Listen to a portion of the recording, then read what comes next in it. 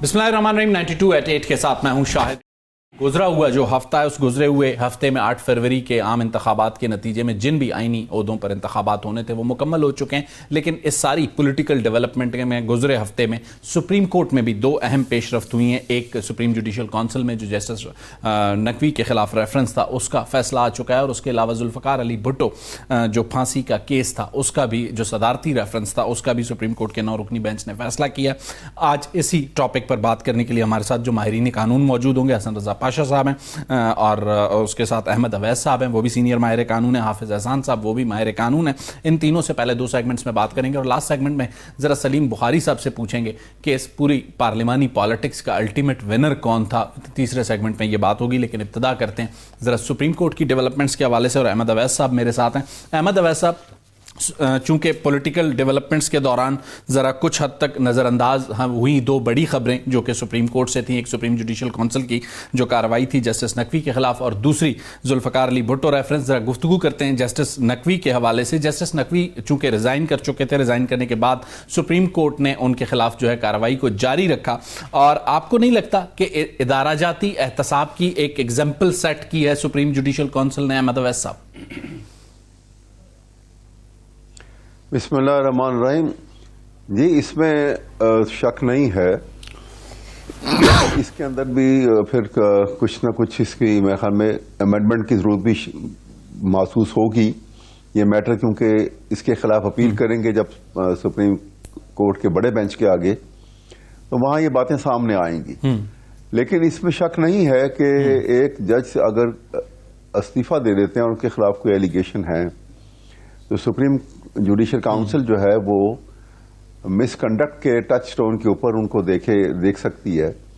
लेकिन जब वो रिजाइन कर जाते हैं तो फिर वो ही इज नो लॉन्गर जज, जबकि वहां पे जो आर्टिकल 209 है वहां जज के मुतालिक है कि जज इज नॉट अबाउट फॉर्मर जज और एक्स जज। ये एक एनोमली है जो मेरे ख्याल में इसकी अपील में जाके ये क्लियर होगी, और वो जो फैसला आएगा वही फैसला फिर आइंदा कैरी आउट होगा इस सिलसिले में। लेकिन आपके नहीं ख्याल में, चूंकि हमने कुछ अर्सा कबल इसी किस्म का एक रेफरेंस जो है काजी फायज ईसा साहब के खिलाफ भी देखा था, उन्होंने रिजाइन नहीं किया, उन्होंने कंटेस्ट किया उस रेफरेंस को और उसमें वो सुरखरू हुए। जस्टिस नकवी ने चूंकि रिजाइन का ऑप्शन ऑप्ट किया, तो ये एक तासुर बना कि उन्हें लग रहा था कि उनके खिलाफ फैसला आना है, तो इसलिए उन्होंने जिसे कहते हैं प्रीएम्प्टिव मूव करते हुए रिजाइन किया। अहमद अवैस साहब, देखिए वो एक सूरत हाल है, लेकिन जैसे जजमेंट का यही जो फैसला आया है जिसके अंदर उन्होंने उनको मिसकंडक्ट की बुनियाद के ऊपर रिमूवल का कहा कि इसके प्रेसिडेंट को भेजा जाए इसकी नोटिफिकेशन के लिए, उसके अंदर बहुत सारे एस्पेक्ट जो है which are to be looked into, और वो है कि उसमें जो फेयर ट्रायल के चांस जो थे वो उनको उसी तरह से मुहैया नहीं किए गए। ये उनके फैसले के अंदर से भी अगर आप गौर से पढ़ें जो उन्होंने अब ये जो रिमूवल का फैसला लिखा है, बात यह है कि कोई शख्स हो बिला तखसीस के वो क्योंकि जज हैं उनको मैं ये नहीं कहा जा सकता कि वो एक पार्टी के हैं और दूसरी पार्टी के नहीं है। ये जज अब सुप्रीम कोर्ट उनका ताल्लुक किसी पार्टी से नहीं है, लेकिन कोई भी हो हमें वो जो रिक्वायरमेंट ऑफ फेयर ट्रायल हैं वो पूरी करनी हर सूरत जरूरी है, और वो सिर्फ खाना पूरी के लिए पूरी ना की जाए बल्कि इन लेटर इन स्पिरिट उनको पूरा करना जरूरी है, ताकि किसी को यह एहसास ना हो चाहे वो कितनी बड़ी पोजीशन में है या कितनी छोटी पोजीशन में है, उसको वो फेयर चांस उसको मिलना चाहिए अपने आप को डिफेंड करने का, और ट्रायल के मुकम्मल होने के जो रिक्वायरमेंट्स हैं जो आर्टिकल 10A के पेश नजर वो पूरी होनी चाहिए। फिर उसके बाद ठीक है, ये बिल्कुल मैं एग्री करता हूं कि आप जी हाँ, तो ये तो एक एस्पेक्ट है। दूसरा आपने बात की थी अहमद अवैस साहब, सिर्फ 1 मिनट के लिए हाफिज एहसान साहब को शरीक गुफ्तगू करूंगा। हाफिज एहसान साहब, अहमद अवैस साहब कह रहे हैं कि इदारा जाती अगर एहतसाब की बात होती है तो वो एस्पेक्ट ठीक है, लेकिन साथ साथ उन्होंने कुछ चीजें पॉइंट आउट की हैं जिसमें उन्हें लगता है कि जो बेनिफिट ऑफ डाउट है वो बड़े बेंच के सामने मिल सकता है जस्टिस नकवी को। बिस्मिल्लाहिर्रहमानिर्रहीम। शाहिद भाई आपका बहुत शुक्रिया। हमें जुडिशरी की अकाउंटेबिलिटी के बारे में बड़ा स्ट्रेट फॉरवर्ड होना चाहिए और ये हमारी बार एसोसिएशंस की बड़ी लॉन्ग स्टैंडिंग डिमांड है कि आर्टिकल 209 के नीचे जितनी भी कंप्लेंट्स फाइल होती हैं उनको इंस्टेंटली सुनना जाना चाहिए और उनका ट्रायल होना चाहिए, और अगर उसके अंदर कोई चीज़ बनती है तो उसके खिलाफ एक्शन रिकमेंड होना चाहिए। हम जब भी कोई रेफरेंस आता है, हमारी बार एसोसिएशंस और पाकिस्तान बार काउंसिल हमेशा से ये कहते आए, अगर अब इस कॉन्टेक्स्ट, नंबर वन तो ये है कि अभी जो फैसला आया है 209 के नीचे जस्टिस नकवी की जो रिमूवल आई है, इसके खिलाफ अपील कोई नहीं है जी। इसके खिलाफ जो है अगर वो बड़ा जाएंगे, उन्होंने ऐलान किया कि उसके खिलाफ नहीं, राय को चैलेंज, वो राय को जो है वो 184 के अंदर जाके चलेंगे, चूंकि आर्टिकल 209 के अंदर कोई रिव्यू ऐसा नहीं है अगर कि आप टेक्निकली समझना चाहूं, आप कह रहे हैं वो राय को चैलेंज कर सकते हैं, बरतरफी को चैलेंज नहीं कर सकते। राय का मतलब ये है कि जो सुप्रीम जुडिशियल काउंसिल है वो रिकमेंडेशंस देती है to the president of Pakistan under article 209(6) के जाके वो नीचे देती है, और प्रेसिडेंट ऑफ पाकिस्तान अमूमी तौर पे जो भी रिकमेंडेशन SJC की आती हैं उन्हें एंडोर्स करते हैं, और उसके बाद उस रिकमेंडेशंस के अंदर जो लिखा गया वो दो चीजें आती हैं। एक होता ये है कि वो रिमूवल फ्रॉम सर्विस गिना जाता है, और दूसरा उसके अंदर ये आता है कि जब आप रिमूवल फ्रॉम सर्विस चले जाते हैं एज अ जज ऑफ द हाई कोर्ट या सुप्रीम कोर्ट जो है, तो फिर आपके जो पेंशनरी बेनिफिट्स जो है या पर्क्स एंड प्रिविलेजेस जो है या आपकी जो मंथली पेंशनर है उससे जो आप डिसएंटाइटल हो जाते हैं, ये उसका कॉन्सिक्वेंस आता है। लेकिन मैं ये समझता हूं कि इसको आगे भी लेके जाना चाहिए कि अगर किसी जगह ये साबित हो जाता है कि किसी जज के एक्यूमुलेटिव एसेट्स हैं और वो उनको एक्सप्लेन नहीं कर सका, और ये एक क्लासिक एग्जांपल है इस केस के, अगर आप ये देखें कि ऐसे केसेस आए या ऐसी एविडेंस आई और जज साहब ने बताते खुद ऑफर किया कि इसको ओपन ट्रायल के अंदर लेके जाया जाए, और ओपन ट्रायल उसके अंदर आया, 9 कंप्लेंट्स आई, मुख्तलिफ प्रॉपर्टीज थी ऐसी जिनका फर्क जो था वो इतना ज्यादा था कि जिसका आप उसको अगर इकट्ठा भी करें तो it was not able for him to explain जी। दूसरा उसके अंदर जो इंपॉर्टेंट चीज ये आई है कि ये नहीं होना चाहिए इस चीज के अंदर कि अगर आर्टिकल 209 के नीचे आपके खिलाफ एज अ जज ऑफ द हाई कोर्ट या सुप्रीम कोर्ट कंप्लेंट आए, और जब आपको पता चल जाए कि मेरे जो ब्रदर जजेस हैं वो मेरे खिलाफ जा रहे हैं और आप कहें जी मैं निकल रहा हूं उस चीज के अंदर। और मेरा ख्याल ये है कि सुप्रीम कोर्ट ने इसको बड़ा राइटली ऑब्जर्व किया, और उसकी 2 वजह है। उससे पहले एक बेंच की जजमेंट आई थी जिसके अंदर उन्होंने कहा था कि ये जो 209 की प्रोसीडिंग्स है ये सिर्फ और सिर्फ चल सकती है एज ए सर्विंग जज के ऊपर। उसके ऊपर ये हुआ कि फेडरल गवर्नमेंट ने एक अपील फाइल की, और ये during the pendency of judicial proceedings था। सुप्रीम कोर्ट का 5 मेंबर्स बेंच उसमें बैठा, उस बेंच के अंदर उनकी रिप्रेजेंटेशन भी हुई, और उन्होंने होल्ड ये किया कि अगर वो प्रोसीडिंग 209 की इनिशिएट कर दी जाए तो उसको रोकने का इख्तियार सिर्फ और सिर्फ सुप्रीम जुडिशियल काउंसिल SJC को है। उसका ये ऑप्शन जो है वो उस जज को अवेलेबल नहीं है जिसके खिलाफ शुरू की जाए, और ये फैसला आया। जब वो फैसला आया उसके बाद तो आपको ये लगता है ये राय चेंज नहीं हो सकती? अगर देखिए चीज ये मैं आपको बताऊं कि थोड़ा सा उसे करके अहमद अवैस साहब समझते हैं कि हो सकता है। देखिए बात ये है कि जो राइट ऑफ फेयर ट्रायल है ये होना चाहिए, आर्टिकल 10 ये आना चाहिए उस चीज के अंदर, लेकिन हर केस आफ्टर रेजिग्नेशन उन्होंने खुद अपना केस डिफेंड भी नहीं किया। उन्होंने कहा वही तो मैं देखे ना कि जब वो 5 मेंबर्स बेंच का फैसला आ गया, उन्होंने कहा कि जी आप ट्राई कर सकते हैं, और छोड़ा ऑप्शन जो है SJC के ऊपर कि SJC के पास ऑप्शन है कि क्या उस रेजिग्नेशन के बाद उसे कंटिन्यू करती है या नहीं करती है। SJC ने कहा कि हमने कंटिन्यू करना है। उसके ऊपर जो था फिर उस प्रोसीडिंग से वो अलहदा हुए, लेकिन वो प्रोसीडिंग की रिकॉर्डिंग आई, अटॉर्नी जनरल उसके अंदर आए, और वो जो सारी एविडेंस आई अगर आप उस जजमेंट्स के अंदर देखें तो उसके अंदर जो टेक्निकली तौर पे जिसका सहारा लिया गया था वो था कि जी मैंने इन चीजों को डिक्लेयर किया है अपने टैक्स डिक्लेरेशंस के अंदर। तो टैक्स डिक्लेरेशन जो है वो आपका सफिशिएंट नहीं है कि आपका जो एक्यूमुलेटिव एसेट उस लेवल के अंदर चला जाए जिसको आप एक्सप्लेन ना करें और आप ये कहें कि जी हमने उन्हें कर दिया, अब सिर्फ टैक्स अथॉरिटीज उनको देखेंगी। तो पाकिस्तान के अंदर 2 लॉ बड़े वाजे हैं, एक आपका एंटी मनी लॉन्ड्रिंग लॉ, उसके अंदर भी ये है कि अगर आपने कुछ लिया है तो आप ये नहीं कह सकते कि टैक्स, और इसी तरह आपका नैब का लॉ, नैब का लॉ। ठीक हो,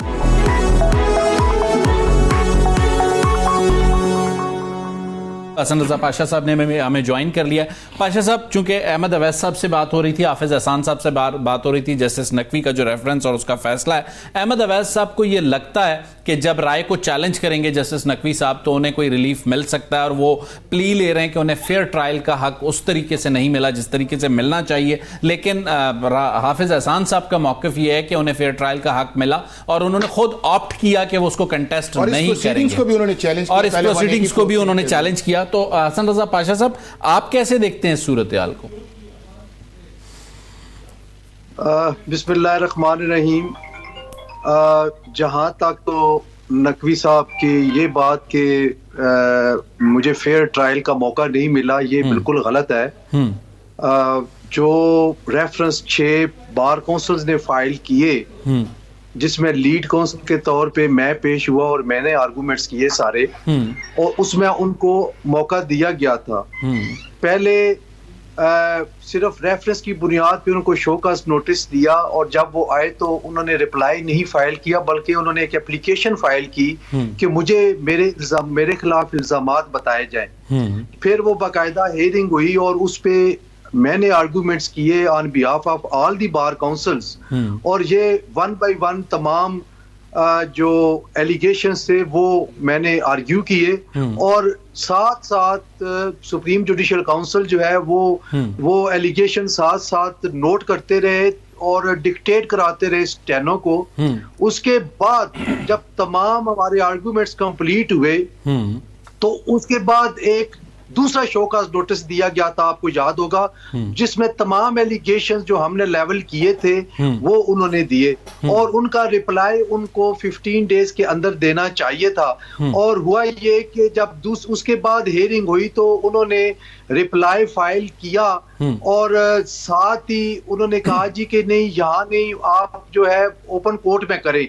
بیٹھے ہوئے تھے تو چیف جسٹس صاحب جو چیئرمین تھے سپریم جوڈیشل کاؤنسل کے، انہوں نے کہا جی آپ پھر سوچ لیں. انہوں نے کہا جی نہیں، خواجہ حارث صاحب تھے، انہوں نے کہا جی میرے کلائنٹ چاہتے ہیں کہ اوپن کورٹ میں آؤ. انہوں نے ہم سے پوچھا تو ہم نے کہا جی ہمیں تو کوئی اعتراض نہیں ہے، وہ اگر چاہتے ہیں کہ اوپن کورٹ میں تو ہمیں کیا اعتراض ہے. سو اسی وقت معاملہ اوپن کورٹ میں شفٹ ہوا، اور وہاں پہ 3-3:30 بجے کاروائی وہاں پہ شروع ہوئی، اور کچھ صحافی حضرات بھی وہاں پہنچ گئے تھے. اور وہاں پہ پھر پروسیڈنگز جب شروع ہوئی تو انہوں نے کہا جی کہ ہم اپنا ڈیفینس دیں گے. آل رائٹ، وہ سارا کام ہوا، اور پھر جو نیکسٹ ڈیٹ آف ہیئرنگ ہوئی اس پہ بلکہ ہاں یاد آ گیا کہ اعجاز الحسن صاحب نے بیٹھنے سے انکار کر دیا، اور پھر فوری طور پہ جسٹس منصور علی شاہ صاحب کو گھر سے بلوایا گیا. وہ کونسل کی کمپوزیشن کمپلیٹ ہوئی اور اس کے بعد پروسیڈنگز آگے چلی.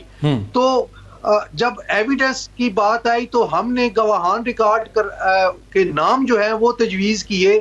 اٹارنی جنرل آف پاکستان نے بھی اپنے گواہان. ایک منٹ کے لیے حسن رضا پاشا صاحب، آپ کو 1 منٹ کے لیے یہاں روکوں گا. آپ کی گفتگو سے مجھے یہ لگ رہا ہے کہ تمام جو ڈیو پروسیس تھا وہ فالو ہوا ہے.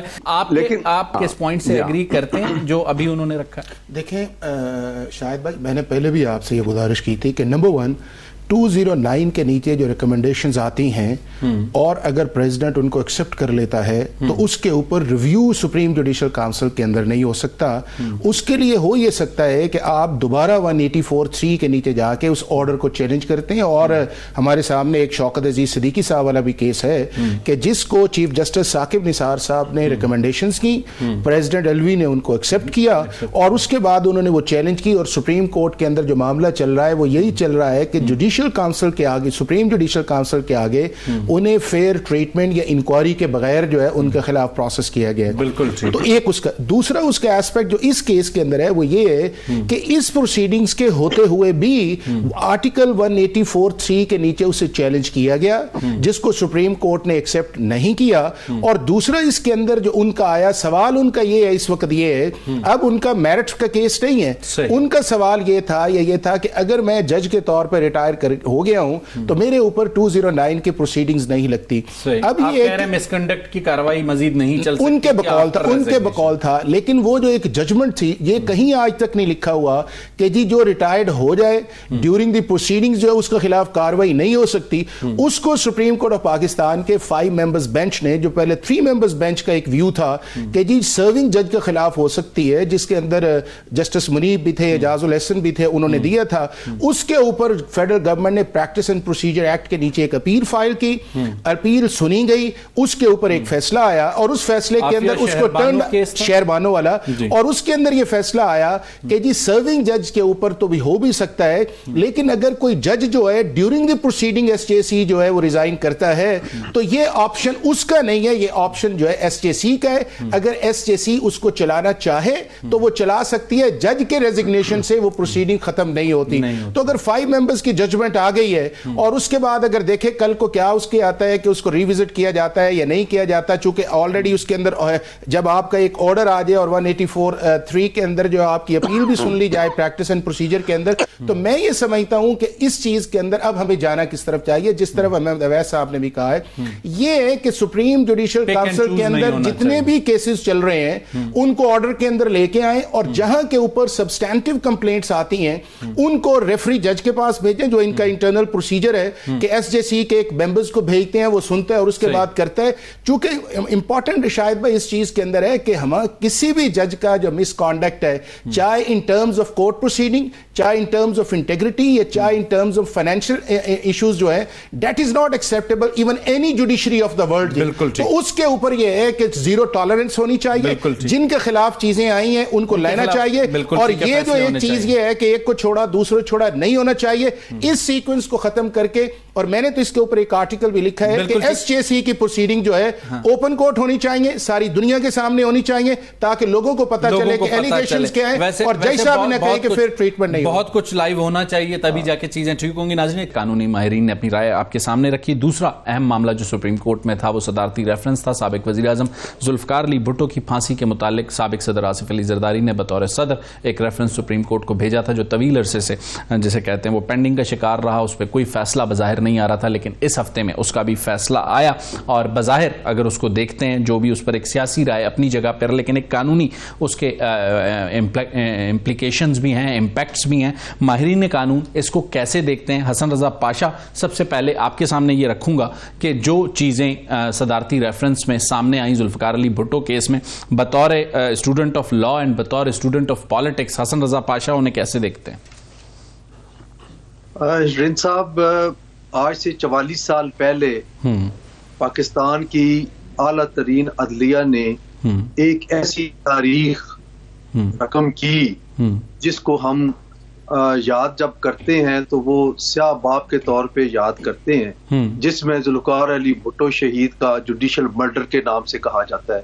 اور آپ کو یہ بھی پتا ہونا چاہیے کہ ان کا جو مرڈر ان کو جو پھانسی کی سزا دی گئی وہ سیکشن 109 پی پی سی کے تحت دی گئی کہ انہوں نے ابیٹمنٹ کی, یعنی کہ ان کے قتل کی, نواب احمد خان قتل کی سازش کی. کوئی ایویڈنس موجود نہیں تھی کہ وہ کنیکٹ کرے ذوالفقار علی بھٹو کو اس قتل کے ساتھ. اس کے باوجود ڈائریکٹلی ان کا ٹرائل جو ہے وہ ہائی کورٹ میں ہوا. اور انٹرسٹنگ بات یہ ہے کہ جب سے یہ نظیر آئی ہے 44 سال سے آج دن تک نہ ہی کسی وکیل نے بطور نظیر اس کو عدالت میں پیش کیا, اور نہ ہی کسی عدالت نے اس پہ رلائے کر کے کسی اور کو سزا دی. حسن رضا پاشا صاحب, ایک سوال آپ کے سامنے رکھنا چاہوں گا. جو 5 سوالات سابق صدر آصف علی زرداری نے صدارتی ریفرنس میں بھیجے تھے, ہم نے دیکھا کہ 3 کے جوابات جو ہے 9 رکنی جو سپریم کورٹ کا بینچ تھا جس نے متفقہ فیصلہ دیا, انہوں نے 3 کے سوالات کا جواب دیا, اور 2 کے بارے میں انہوں نے کہا کہ جو رہنمائی انہوں نے مانگی تھی خاص کر ایک اسلامک لا کے حوالے سے, انہوں نے کہا وہ نہیں ملی, وہ انہوں نے نہیں دیا, اور انہوں نے کہا یہ عدالت یہ حق نہیں رکھتی کہ اس فیصلے کو ریورٹ کرے, قانون اور آئین اس کی اجازت اس وقت نہیں دیتا. تو آپ کے خیال میں جو فیصلہ آیا it was a balance decision? جی, میں سمجھتا ہوں کہ یہ فیصلہ ایک واقعی تاریخ رقم کی ہے, اور عدلیہ نے اپنے ماتھے پہ جو ایک داغ تھا اس کو دھویا ہے, اور یہ بالکل احتیاط کے ساتھ انہوں نے اس ججمنٹ کو نہیں چھیڑا. اس کی وجہ یہ ہے کہ کہتے ہیں کہ ججمنٹ کو فائنلٹی اٹین ہو چکی ہے, لہٰذا ہم اس کو نہیں ٹچ کرتے. لیکن جب جسٹس نسیم حسن شاہ کے انٹرویو کو, ان کا آرٹیکل کو, وہ سارا کمپیریزن کرنے کے بعد باقی تمام چیزوں کو دیکھ کے انہوں نے جو کلیکٹیو وزڈم کے طور پہ 9-0 کی ریشو سے جو فیصلہ, جو رائے قائم کی, آرٹیکل 186 کے تحت صدر نے ان سے رائے طلب کی تھی اور انہوں نے رائے کا اظہار کیا. ناظرین, ایک چھوٹی سی بریک لیں گے, بریک کے بعد بات کرتے ہیں.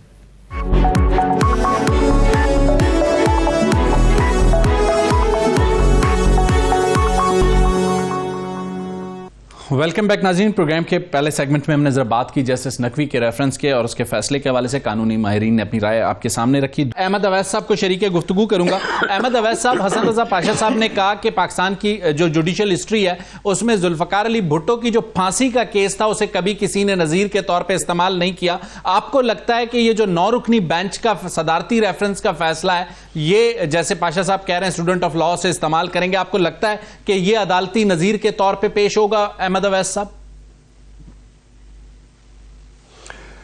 جی, پاشا صاحب نے اس کا اچھا انالیسس کیا ہے. دیکھیے بات بڑی واضح ہے کہ اس میں کوئی شک نہیں ہے کہ ذوالفقار علی بھٹو کا جو فیصلہ ہے اب تک کبھی بھی کسی مرڈر کیس کے اندر, کسی بیل میٹر کے اندر, کسی 109 سیکشن کی وضاحت میں کے ساتھ پیش نہیں کیا گیا کہ جی فلاں ملزم کو آپ نے 109 میں چھوڑ دیا یا کم سزا دی ہے. دیکھیے ذوالفقار علی بھٹو کو سزائے موت دے دی تھی اس پریسیڈنٹ کو, اور یہ لارجر بینچ کا فیصلہ تھا, اس کو آپ نے مد نظر نہیں رکھا تو کبھی پیش نہیں ہوا. اس میں کوئی شک نہیں ہے. اور اس میں ہیومن رائٹس کی وائلیشن بھی ہوئی ہیں اور فیئر ٹرائل بھی نہیں کیا گیا. یہ بھی اپنی جگہ باتیں بالکل درست ہیں. لیکن میں ایک بات اور کہنا چاہتا ہوں, اس میں تو کوئی شک نہیں. جہاں تک کیس کا تعلق ہے میں یہ برملا یہ بات کہوں گا کہ یہ he was victim of bias judgment of the supreme court, اور ایک بہت بڑا سانحہ جو ہے وہ گزر گیا جو یہاں پاکستان میں. لیکن میں ایک اور بات کہنا چاہتا ہوں, اور وہ یہ ہے کہ اس بینچ کو جہاں ایک 45 سال پہلے کیس کا جو ہے فیئر ٹرائل نہیں ہوا یہ بھی نظر آ گیا, فنڈامنٹل رائٹ کی وائلیشن ہوئی یہ بھی نظر آ گیا, اور انٹرپریٹیشن کچھ قانونی پہلوؤں کی جو صحیح نہیں کی گئی اس کے اوپر بھی انہوں نے خیال کیا. لیکن کیا جج صاحبان کو ہیومن رائٹس کی, فنڈامنٹل رائٹس جو پاکستان کے آئین میں لکھے ہوئے ہیں وہ اس وقت جو وائلیشن ہو رہی ہیں اور انپریسیڈنٹڈ وائلیشن ہو رہی ہیں وہ کیوں نظر نہیں آتے؟ کیا سپریم کورٹ جو ہے اس میں آرٹیکل 184(3) جو ہے وہ کس لیے رکھا گیا ہے؟ احمد اویس صاحب آپ کا پوائنٹ آ گیا, لیکن میرا جو سوال تھا احمد اویس صاحب, ایک منٹ, جی میرا جو سوال تھا اس کا آدھا آپ نے جواب دیا, آدھے حصے کا جواب ابھی تک رہتا ہے. آپ کو لگتا ہے کہ یہ 9 ممبرز کا جو متفقہ فیصلہ ہے یہ مستقبل میں عدالتی نظیر کے طور پہ پیش ہوگا؟ یہ یقیناً پیش ہوگا کسی حد تک. لیکن دیکھیے میں ایک اور بات یہ دیکھیے یہ ایک آپ you are whipping a dead horse. میں یہ عرض کر رہا ہوں آپ کے سامنے کہ جو میں نے ریفرنس دے رہا ہوں کہ جب جج چیف جسٹس نے اوتھ لیا ہوگا یا ججز نے اوتھ لیا ہوگا نا, انہوں نے کہا کہ I will preserve, protect and defend the constitution of Pakistan. اسی طرح پرائم منسٹر بھی یہی اوتھ لیتا ہے, ایگزیکٹو بھی یہی اوتھ لیتی ہے. اگر وہ پاکستان کے فنڈامنٹل رائٹس کو ڈیفینڈ پروٹیکٹ نہیں کرتے, پرووائڈ نہیں کرتے, تو وہ پاکستان کے آئین کو جو انہوں نے اوتھ لیا ہے اس کو ڈیفینڈ نہیں کر رہے. اگر وہ نہیں کر رہے ہیں تو ساری ذمہ داری جو ہے وہ سپریم کورٹ کے اوپر آ جاتی ہے, سپریم جوڈیشری پہ آ جاتی ہے. اور لیکن وہاں وہ پوری نہیں کر رہے ہیں, وہاں پہ جسٹس برائن بن جاتا ہے. میں عرض کر رہا ہوں کہ جسٹس آپ یہ کہیں گے کہ جسٹس احمد اویس صاحب کا جو موقف میں یہ کہوں گا کہ جسٹس جو بھٹو ریفرنس میں جو چیزیں سپریم کورٹ کو نظر آ رہی ہیں وہ اس وقت کیوں نظر نہیں آ رہی؟ دیکھیں چیز یہ ہے کہ ابھی صرف آپ اس کانٹیکسٹ کے اندر بات کر رہے ہیں جو بھٹو صاحب والا ہے, اور بھٹو صاحب کا جو ریفرنس ہے اس کے اندر جو 5 کوسچن آف لا تھے under article 186 of the constitution جو ایڈوائزری جورسڈکشن آئے تھے, اس کے اندر فنڈامنٹل کوسچن یہی تھا کہ کیا بھٹو صاحب کو ایک فیئر ٹرائل کا پروسیس جو ہے یا فیئر ٹریٹمنٹ جو وہ دیا گیا. باقی چیزیں اس کا سیکوینس ہے, چونکہ ہمارے سینئرز یہاں پہ بیٹھے ہوئے ہیں کہ جب بھی ہم کسی اسٹیٹ ایکشنز کو یا کسی ایگزیکٹو ایکشن کو چیلنج کرتے ہیں تو وہ ڈیو پروسیس آف لا کے اندر کرتے ہیں, اور آرٹیکل 10A تو ابھی آ گیا ہے, اس سے پہلے آرٹیکل 8 تھا, پھر 9 ہے, پھر 14 ہے آپ کا, پھر 25 ڈسکریمنیشن اس پہ جاتے ہیں. تو جب وہ برج ہم کراس کر لیتے ہیں تو اس کا جو آٹومیٹکلی ریزلٹس یہ ہوتا ہے کہ وہ ایکشن جو ہے وہ سیٹ اسائڈ ہو جاتا ہے. حافظ احسان صاحب ایک سوال یہ نہیں بنتا کہ اس کا جسے کہتے ہیں وہ قانونی امپیکٹ سے زیادہ ایک پولیٹیکل امپیکٹ ہے، کیونکہ Pakistan Peoples Party last 44 year سے ذوالفقار علی بھٹو جو سابق وزیر اعظم ہیں ان کی پھانسی کو ایک عدالتی قتل کہتی تھی اور اس پر سپریم کورٹ نے مہر ثبت کی؟ نہیں شاید یہ نہیں ہے، یہ صرف as a political party Pakistan Peoples Party کا کیس نہیں ہے. اب آپ دیکھیں نا کہ آپ کے سامنے احمد اویس صاحب بیٹھے ہوئے ہیں، ان کا تعلق تو پیپلز پارٹی سے نہیں ہے، لیکن جو وہ ٹرائل کا پروسیس تھا اس کو کہہ رہے ہیں کہ وہ جسٹیفائی نہیں ہے. لیکن پیپلز پارٹی کے نیریٹو کو نہیں اس کی ایک وجہ تھی. اس کیس کے اندر 6-7 بڑے بلنڈرز آئے تھے. ایک بلنڈر یہ آیا کہ 1974 کا ایک کیس ہے، اس کی انویسٹیگیشن کلوز ہے اور 1978 کے اندر ایک کمپلینٹس کے اوپر آپ اسے چلاتے ہیں. دوسرا اس کیس کے اندر یہ آیا جو امپورٹنٹ آیا کہ ایک جو سیشن کورٹ کا ٹرائل تھا آپ نے اس سے چھوڑ کے آپ نے ہائی کورٹ کی طرف چلے گئے اور ایک اس کو فورم مس کر دیا. نمبر 3 اس کے اندر آیا کہ دونوں کورٹس کے اندر جو تھا، جو آپ کا ہائی کورٹس بھی تھا اور آپ کا سپریم کورٹ بھی تھا، اس کے اندر ایک بائس آف ججز بھی تھا، وہ بھی ریفلیکٹ ہوتا ہے ان ساری پروسیڈنگز کے اندر. چوتھی اس چیز کے اندر یہ آئی کہ آپ نے صرف ایک ایسے سیکشن کے اوپر کیا جس کی ڈائریکٹ ایویڈنس نہیں تھی، بلکہ صرف ایک اپروور کا سٹیٹمنٹ تھا کہ اس نے بیان دیا کہ مجھے یہ کہا گیا 109 کے اندر. پانچویں چیز اس کے اندر یہ آ گئی کہ 109 کے اندر جب آپ کے پاس ڈائریکٹ ایویڈنس نہیں ہے اور آپ کی سپریم کورٹ جو ہے وہ یونینیمس نہیں ہو رہی بلکہ 4-3 سے جا رہی ہے، تو یہ ایک اچھا کیس تھا میٹیگیٹنگ سرکمسٹانسز کا کہ یار یہ ڈیتھ کا نہیں بنتا، اس کو جو ہے وہ لائف کر دیں یا اس کو 14 سال کر دیں یا اس کو 7 سال کر دیں. اور فائنلی جو اس چیز کے اندر یہ تھا کہ اس دور کے جو ایکسٹرنل انوائرمنٹ تھے وہ پش اپ کر رہے تھے اس چیز کے اندر کہ شاید انٹرنلی جو کورٹس کے اندر چل رہا تھا وہ انڈیپینڈنٹ نہیں تھا. نہیں دیکھیں نا، پولیٹیکلی فائدہ تو پیپلز پارٹی اٹھائے گی نا. انہوں نے ایک ریزولوشن بھی اسمبلی میں اندر کر دی ہے سندھ کے اندر کہ انہیں اب شہید ذوالفقار علی بھٹو کے طور پہ کہا جائے. پاکستان کا ایک یونینیمس اس کے اندر جو ویو پوائنٹ آیا وہی بھی آیا کہ فیئر ٹریٹمنٹ نہیں ہے. تیسرا اس چیز کے اندر یہ ہے کہ جو ایک نیریٹو اس چیز کے اندر تھا کہ ایک جوڈیشل مرڈر ہے، اور ہم تو ہر کیس کے اندر جس کے اندر انصاف نہ ہو انصاف کا قتل کہتے ہیں. یہ تو بھٹو صاحب کو ہم نے صرف اسپیسیفک کیا ہوا ہے، ہر وہ کیس جو میرٹ پہ نہ سنا جائے، کانسٹیٹیوشن کے نمبر سنا جائے، وہ انصاف کا قتل ہے. تو وہ ایک چیز حسن رضا پاشا صاحب جو بات خیال ہے اس سے دور ہوئی ہے اس سپریم کورٹ کے فیصلے سے اور نئے سٹینڈرڈ سیٹ ہوئے ہیں. آپ کہتے ہیں اب مستقبل میں چاہے وہ عدالتی قتل ہو یا انصاف کا قتل ہو اس کے چانسز کم ہوں گے. اور دوسرا یہ ہے کہ جو ساری جو ججمنٹ آئے گی وہ آئے گی 22 کے اوپر، ڈیو پروسیس آف لا کے اوپر، آرٹیکل 8 کے اوپر، فیئر ٹریٹمنٹ کے اوپر. اور میرا خیال ہے کہ آئندہ جب یہ چیزیں جائیں گی تو جو ایک ہانٹ کرتی تھی ہماری جوڈیشری کے اندر یہ ججمنٹ جو تھی، ایک تو جوڈیشری اس سے نکل آئی اور دوسرا اس چیز کے اندر یہ آیا کہ جب آگے چیزیں جائیں گی تو ان ججز کو بھی اس چیز کا احساس ہوگا کہ اگر یہاں پہ فیئر پروسیجر یا رول آف لا جو ہے یا فیئر ٹرائل پروسیس نہیں ہے تو اس کو ریورس کیا جا سکتا ہے. پاشا صاحب جو بات آخری کی ہے وہ مجھے بہت اٹریکٹ کر رہی ہے حافظ احسان صاحب کی کہ اس ریفرنس کا جو بھی فیصلہ آئے گا اس میں جو 4 سے 5 وہ بینچ مارکس بتا رہے ہیں کہ مستقبل میں اگر ان چیزوں کو ایڈریس کیا جاتا ہے تو کوئی عدالتی قتل کسی کا نہیں ہوگا، کبھی انصاف کا قتل نہیں ہوگا. تو آپ کو لگتا ہے یہ ہماری عدالتی نظام کی بہتری کی طرف پہلا قدم ہوگا؟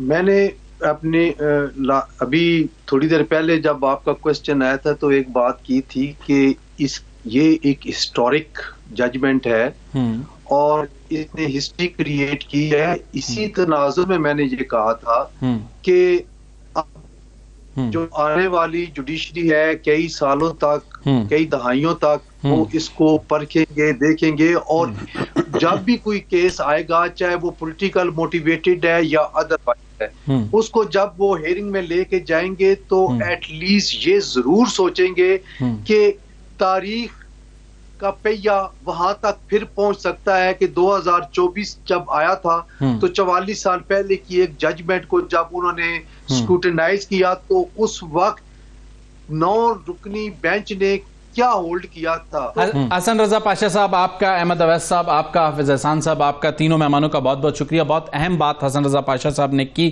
لیکن ہمیں یہ بھی یاد رکھنا ہوگا کہ جب ایک سیاسی معاملے کے لیے سپریم کورٹ سے رائے طلب کی صدر نے تو وہ رائے دی گئی، اور جسے کہتے ہیں یہ ثابت کرتا ہے کہ کانسٹیٹیوشن اور بک کے تحت اگر انصاف کو تلاش کیا جائے تو انصاف مل سکتا ہے. کچھ ایسے فیصلے بھی ہیں ماضی کی عدالتوں کے جن فیصلوں کے نتیجے کی قیمت جسے کہتے ہیں ریاست ادا کرتے کرتے جسے کہتے ہیں ریاست کو کرنی پڑ سکتی تھی، ان میں کئی ایسی ایسی لٹیگیشنز ہیں, چاہے وہ پرائیویٹائزیشن کے حوالے سے ہوں, چاہے وہ ریکوڈک کے حوالے سے ہوں, چاہے وہ کارکے کے حوالے سے ہوں, تو اگر جن فیصلوں سے ماضی میں ریاست کو نقصان ہوا ہے ان فیصلوں کو دیکھنا بھی پارلیمنٹ اور عدلیہ کی اتنی ذمہ داری ہے جتنی کہ سب کی ہے.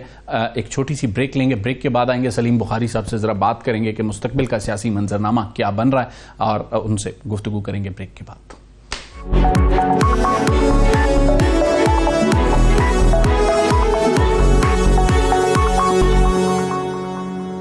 ویلکم بیک ناظرین. پروگرام کے لاسٹ سیگمنٹ میں ہمارے ساتھ ہوں گے سینئر صحافی اور تجزیہ نگار ہیں سلیم بخاری صاحب. بڑی گہری نظر رکھتے ہیں ملکی سیاست پر.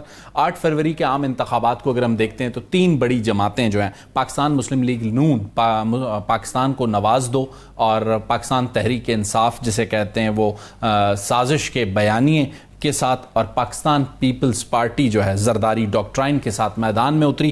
اور اب جب ہم آج بات کر رہے ہیں تو اس وقت تک ملک کے جو تمام بڑے آئینی عہدے ہیں ان کی جسے کہتے ہیں ان کے انتخابات ہو چکے ہیں. صوبوں میں کابینہ بننی شروع ہو چکی ہے, پنجاب اور خیبر پختونخوا میں کابینہ بن چکی ہے, سندھ اور بلوچستان میں بننی ہے, اور مرکز کی کابینہ بننا رہتی ہے. سلیم بخاری صاحب, 3 بڑی جماعتیں 3 بڑے بیانیوں کے ساتھ اگر میدان میں اتریں, آپ کے رائے میں آخری دن اس کا جسے کہتے ہیں وہ کامیاب کون رہا ان 2024 کے 8 فروری کے انتخابات میں؟ سلیم بخاری صاحب.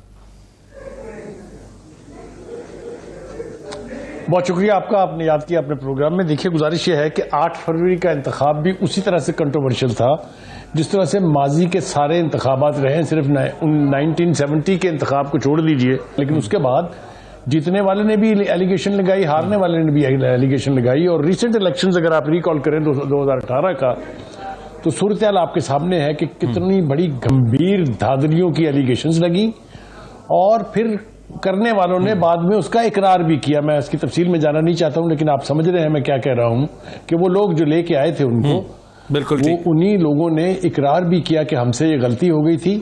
اور دوسری بات یہ ہے کہ الیکشن جیت کے ہار کے اس کو تسلیم کرنے کا رواج چونکہ ہمارے ہاں نہیں ہے, because we are very bad losers. ہم کبھی بھی ہار کے اپنی ہار تسلیم نہیں کرتے ہیں. دیکھیے گزارش یہ ہے کہ جب خان صاحب حکومت بنا رہے تھے 2018 میں, تب بھی اتنی ہی کنٹروورسی تھی, تب بھی اتنا ہی سب کچھ شور و غوغا تھا. لیکن دوسری پولیٹیکل ڈیوائیڈ کی جو پارٹیز تھی, انہوں نے سسٹم کو ڈینائی نہیں کیا اور یہ نظام چلا. پہلی بات تو یہ ہے کہ اس وقت اگر آپ الیکشن کو ایکسپٹ بھی نہیں کر رہے ہیں ایک سانس میں کہ یہ دھاندلی زدہ ہے, یہ انلیگل ہے, یہ اسمبلی انلیگل ہے, یہ حکومت انلیگل ہے, اور ساتھ بیچ میں مدد لے کے بیٹھے ہوئے بھی ہیں. یعنی انتخاب پنجاب کا, سینٹر کا, سندھ کا, بلوچستان کا دھاندلی زدہ ہے, کے پی کے کا ٹھیک ہے. تو یہ ایک عجیب و غریب قسم کا کنٹروورشل سٹانس ہے. اب لیکن بخاری صاحب میرا جو آپ سے سوال تھا کو آپ نے جی 8 فروری کے انتخابات پر نگاہ ڈالتا ہوں تو اس میں مجھے عددی اکثریت میں پاکستان مسلم لیگ نون پہلے number per, P T I دوسرے نمبر پر, اور پیپلز پارٹی تیسرے نمبر پر نظر آتی ہے. لیکن جب میں عہدوں کی بندربانٹ کو دیکھتا ہوں تو پاکستان مسلم لیگ نون صرف سینٹر اور پنجاب میں گورنمنٹ فارم کرتی ہے, اور اسے جیسے کہتے ہیں کہ بلوچستان اور سندھ کی گورنرشپ ملتی ہے. لیکن پاکستان پیپلز پارٹی سربراہ مملکت کا عہدہ بھی ان کے پاس, چیئرمین سینٹ کا عہدہ بھی ان کے پاس, 2 صوبوں کے گورنر, 2 صوبوں کے وزرائے اعلیٰ, پی ٹی آئی صرف خیبر پختونخوا میں. تو مجھے تو لگتا ہے کہ یہ انتخابات تیسرے نمبر پر ہونے کے باوجود پاکستان پیپلز پارٹی جیتی ہے. دیکھیے ڈیموکریسی کے حوالے سے اگر آپ دیکھیں تو ایک بہت امپورٹنٹ اصطلاح ہے بیلنسنگ ووٹ. پیپلز پارٹی کے پاس کچھ ہے یا نہیں ہے, لیکن اس کے پاس یہ سٹیٹس ضرور ہے کہ وہ جس کے ساتھ بھی بیٹھ جاتی اس نے حکومت بنانی تھی. خان صاحب کی پارٹی کے ساتھ اگر ان کی الائنس ہو جاتی تو کوئی روک سکتا تھا ان کو حکومت بنانے سے؟ لیکن جو مہاتما خان صاحب ہیں, اگر وہ جیل سے یہ پیغام بھیجیں گے کہ نہ میں نے پیپلز پارٹی سے بات کرنی ہے, نہ نون لیگ سے بات کرنی ہے, نہ ایم کیو ایم سے بات کرنی, تو پھر ہوا میں بنائیں گے حکومت, ہوا میں بنے گی. یہ مطلب کہنے کا یہ ہے اگر آپ ڈینائل موڈ میں رہیں گے اور سٹیک ہولڈرز کے ساتھ بات بھی نہیں کریں گے تو اس کا نتیجہ تو پھر آپ کے سامنے ہے نا. دیکھیے جو عدالتوں کا معاملہ رہا ہے, وہ چاہے نواز شریف ہوں چاہے عمران خان صاحب ہوں, ان دونوں کی طرف سے کس کی سہولت کاری کی گئی کس کی نہیں کی گئی اس کو تو ایک طرف رکھ دیجئے. لیکن جو آپ کے پاس الیکشن کے نتائج کی صورتحال ہے اسی میں رہ کے تو آپ چلیں گے نا آگے, ورنہ تو آگے بڑھا نہیں جا سکتا. ہاں یہ ہو سکتا ہے کہ آپ کہیں جی ہم چھوڑ رہے ہیں کے پی کے اسمبلی بھی, چونکہ اور پنجاب اسمبلی سے بھی. آپ نے تو بابا جہاں آپ کی میجورٹی تھی وہ حکومتیں توڑ دی. تو اب آپ سسٹم میں بھی رہ رہے ہیں اور ساتھ کہہ رہے ہیں کہ چلنے بھی نہیں دیں گے. کبھی سنا آپ نے یہ کہ جو حکومتی پارٹی ہے وہ مساق جمہوریت مساق معیشت کی بات کر رہی ہو اور اپوزیشن کہہ رہی ہو کہ ہم نے نہ صرف یہ کہ آپ سے بات نہیں کرنی, ہم نے یہ سسٹم بھی نہیں چلنے دینا. تو مجھے بتائیے ریکنسیلیشن کی گنجائش کہاں نکلے گی؟ بالکل ٹھیک ہو گیا. بخاری صاحب ایک اور چیز جو قدر مشترک ہے آصف علی زرداری صاحب اور شہباز شریف صاحب میں, آصف علی زرداری صاحب ہمیشہ سیاسی مفاہمت کی بات کرتے ہیں اور شہباز شریف صاحب ہمیشہ یہ کہتے ہیں کہ عسکری جو ونگ ہے یا جو اسٹیبلشمنٹ ہے اس کے ساتھ بھی مفاہمت ہونی چاہیے. تو دو ایسے لوگ جو بڑے عہدوں پر وزیر اعظم اور صدر کے بیٹھے ہوں, ایک سیاسی مفاہمت کی بات کرتے ہوں, دوسرے اسٹیبلشمنٹ سے مفاہمت کی بات کرتے ہوں, تو پاکستان میں کوئی مفاہمت کا جسے کہتے ہیں موسم آپ کو آتا ہوا نظر آتا ہے بخاری صاحب؟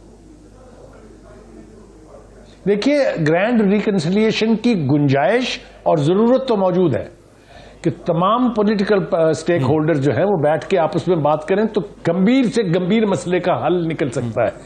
لیکن اگر ایک ایسی پارٹی جو سنگل لارجسٹ پارٹی ہے مرکز میں, خاص طور سے نیشنل اسمبلی میں اور کے پی کے میں, وہ اگر کہے میں نے بات ہی نہیں کرنی ہے تو یہ بات آگے کیسے بڑھے گی؟ تو کہنے کا مطلب یہ ہے کہ کہیں نہ کہیں آپ کو پولیٹیکل سٹیک ہولڈر کے ساتھ بیٹھ کے بات کو آگے بڑھانا پڑے گا, ورنہ یہ احتجاج جس طرح پہلے چلتا رہا ہے. بہت انفارچونیٹ کامنٹ ہے جو میں دینے جا رہا ہوں. مجھے آپ یہ بتائیے کہ 4 سال جو پونے 4 سال حکومت رہی پی ٹی آئی کی, اس میں سوائے احتجاج, لانگ مارچز اور دھرنوں کے کچھ اور کیا ہوتا تو یہ الیکشن سویپ کر جاتے. آپ ذرا کانسٹیٹوئنٹ سے پوچھیں کہ آپ کا ایم این اے اور ایم پی اے کتنی دفعہ ملا تھا آپ کو اس 4 سال کے عرصے میں. تو یہ گراؤنڈ ریالٹیز ہیں دیکھیے, اور یہ کسی کو معاف نہیں کرتی ہیں. آپ دیکھیے پیپلز پارٹی اس پنجاب کی موسٹ پاپولر پارٹی تھی جس نے 4 دفعہ ان کی حکومتیں بنوائی, لیکن جب انہوں نے دیکھا کانسٹیٹوئنٹس نے کہ ہم تک رسائی نہیں ہے تو پیپلز پارٹی کا پنجاب میں کیا حال ہے آپ کے سامنے ہے. دوسری مثال, نواز شریف صاحب یہاں سے چلے گئے, باہر جا کے بیٹھ گئے 4 سال تک, تو اسی پنجاب میں جو ان کا گڑھ ہے 15 میں سے 20 سیٹیں لے گئے تھے وہ پی ٹی آئی والے. تو یہ صورتحال آپ کے بالکل سامنے ہے, اس سے ہم آنکھیں نہیں بند کر سکتے. جی بالکل ٹھیک. بخاری صاحب آپ کی نظر میں ایز اے آبزرور لازمی سی بات ہے, آپ نے کہا مذاکرات کی بات جسے کہتے ہیں تالی دونوں ہاتھوں سے بجتی ہے دونوں طرف سے. آپ کی نظر میں دونوں طرف سے چاہے حکومت ہو یا پی ٹی آئی ہو, ایسے کیا سی بی ایمز ہونے چاہیے, کانفیڈنس بلڈنگ میجرز, جس کے تحت کوئی پولیٹیکل ڈائلاگ کی ابتدا ہو؟ آپ کو لگتا ہے کہ کوئی پولیٹیکل لوگ بیچ میں, مولانا صاحب, محمود خان اچکزئی, اختر مینگل, کوئی رول پلے کر سکتا ہے, یا فی الحال ابھی تک آپ کو ایک جسے کہتے ہیں ڈیڈ لاک لمبا چلتا ہوا نظر آتا ہے؟ دیکھیے ریکنسیلیشن کی گنجائش ہر معاشرے میں, ہر جمہوری ملک میں ہوتی ہے. جب بھی سیاستدان سر جوڑ کے بیٹھتے ہیں تو کسی نہ کسی نتیجے پر پہنچ جاتے ہیں. لیکن میں نے پہلے بھی کہا, میں دوہرا رہا ہوں اپنی بات کو, کہ جب ایک مین سٹیک ہولڈر جس کے پاس ایک صوبہ ہے, جس کے پاس سینٹر میں سب سے زیادہ سیٹیں ہیں, وہ ڈینائل موڈ میں ہوگا کہ میں نے اے بی سی ڈی سے تو بات ہی نہیں کرنی ہے, تو مجھے بتائیے کہاں سے ہوگی وہ ریکنسیلیشن؟ بالکل ٹھیک. مجھے اس کا امکان صرف اس لیے نظر نہیں آتا کہ خان صاحب کو اپنی ضد چھوڑنی پڑے گی. چلیے آپ اپنی انا کی خاطر خود نہیں بیٹھنا چاہتے, پر آپ کی پارٹی کے لوگ تو ہیں نا. بالکل ٹھیک. اچھا بخاری صاحب, جو اس وقت فیڈرل گورنمنٹ کی لازمی سی بات ہے تشکیل ہو رہی ہے, پاکستان پیپلز پارٹی فی الحال بلاول بھٹو و زرداری اس بات پر بزد ہیں کہ وہ فیڈرل کیبنٹ کا حصہ نہیں بننا چاہتے, لیکن نون لیگ بارہا انہیں یہ کہہ رہی ہے کہ انہیں حصہ بننا چاہیے. سلیم بخاری صاحب کو مارچ آنورڈز یا بجٹ سے پہلے یا بجٹ کے بعد پاکستان پیپلز پارٹی سینٹر میں کیبنٹ کا حصہ بنتے ہوئے نظر آتی ہے؟ میرے خیال سے مارچ کے اینڈ تک تو انتظار کرنا ہی نہیں پڑے گا, جون تو ابھی بہت دور ہے, یہ اس سے بہت پہلے ہو جائے گا. یہ کل آپ اوت اٹھانے دیجئے زرداری صاحب کو, اس کے بعد آپ دیکھیے کیا ہوتا ہے. میرا ذاتی خیال یہ ہے, میں کنونس ہوں اس بات پہ کہ یہ ایک دوسرے کے ساتھ جڑیں گے, اس لیے کہ میں نے پھر اپنی بات کو دوہرا رہا ہوں, آپ اس کو سمجھیے, اینیمی کامن ہے, اینیمی کامن ہے. بالکل ٹھیک ہے. سلیم بخاری صاحب آپ کا بہت بہت شکریہ, آپ نے اپنا قیمتی وقت ہمیں دیا. کون گرائے گا اس حکومت؟ بالکل ٹھیک ہو گیا, آپ کا جملہ کمپلیٹ ہوا. آپ نے 2 جملے جسے کہتے ہیں اینیمی کامن ہے اور اسمنٹ کے ساتھ اس وقت جسے کہتے ہیں وہ لو افیئر عروج پر ہے حکومتی اتحاد کا, اور بخاری صاحب سمجھتے ہیں اس لیے مارچ کے آخر تک پاکستان پیپلز پارٹی اس گورنمنٹ کا حصہ ہوگی. کتنے حد تک پاکستان پیپلز پارٹی اس فیصلے کو ریزسٹ کرتی ہے اس کو دیکھنا ہوگا آنے والے ہفتوں میں. اگلے پروگرام تک مجھے شاہد رند کو اجازت دیجیے. اللہ حافظ.